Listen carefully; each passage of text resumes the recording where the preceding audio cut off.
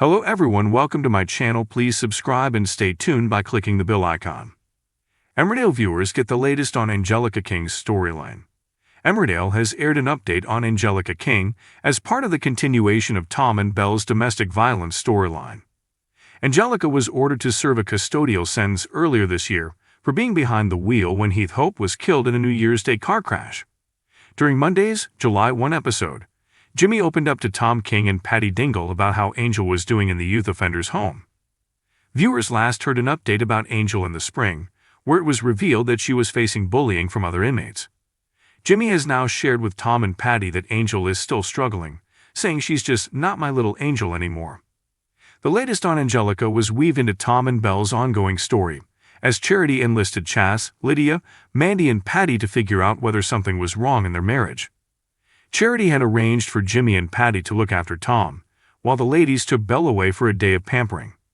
While Tom was annoyed by Charity's interference, he relented that Belle didn't need his permission for a day away.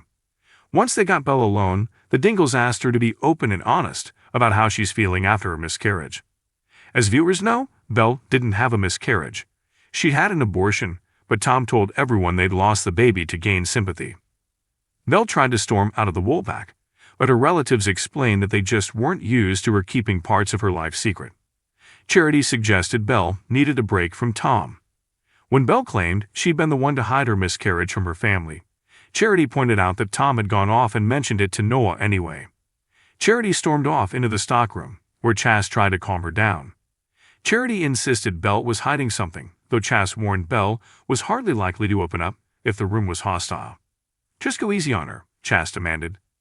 Tom called to check on Belle, only for Charity to swipe the phone and hang up.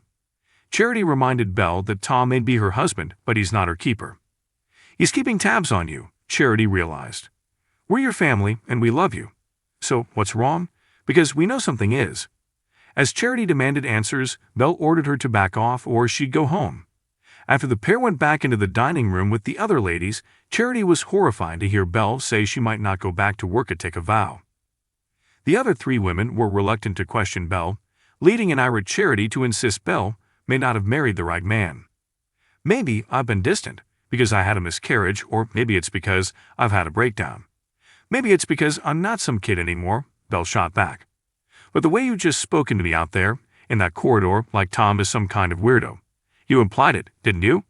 So if you're asking me, I think it's you who's lost the plot." Outside the Woolpack, Charity begged Belle to open up to her. Charity shared her concern that Tom isn't the man everyone thinks he is, then asked Belle to tell her the truth. "I love him," Belle said coldly. "Tom's the best thing that's ever happened to me."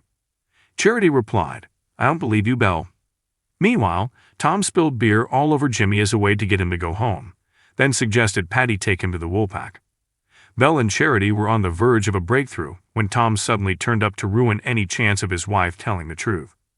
Belle ran off in tears, and when Charity went to go after her, Tom snapped at her, "You need to stay away." Charity and Belle were left speechless as Tom insisted Belle was lashing out again, but he wanted to deal with it. Back inside the Woolpack, the other ladies thought Charity had misjudged the situation. "Oh, I give up," Charity furiously shot back. At Dalehead, Tom was delighted as Belle promised to keep Charity at arm's length for now. Once Belle went upstairs, Tom jumped out of his wheelchair as if he wasn't injured at all, and took a phone call. The episode ended with him agreeing to an interview for a job in Wales. If you liked the video, don't forget to like, comment, and share.